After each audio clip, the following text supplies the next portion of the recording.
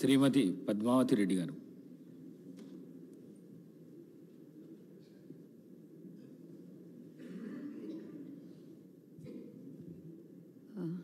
నమస్కారం అధ్యక్ష.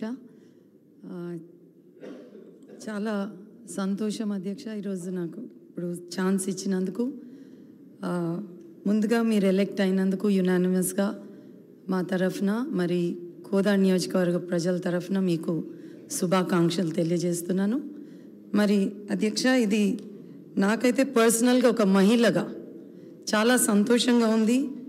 మీరు 8 మంది సిస్టర్స్ మధ్యన మీరు వారిని మంచిగా చూసుకున్నందుకు మరి మా మహిళలు అందరి తరఫున నాకు పర్సనల్గా చాలా సంతోషంగా ఉంది. మా రైట్స్ కూడా మీరు కాపాడతారని పూర్తి నమ్మకం కూడా ఉంది అధ్యక్ష. మరొక్కసారి మీకు నేను నా బెస్ట్ విషెస్ మీకు తెలియజేస్తున్నాను అధ్యక్ష. Thank you. శ్రీ కాళే యాదయ్య గారు.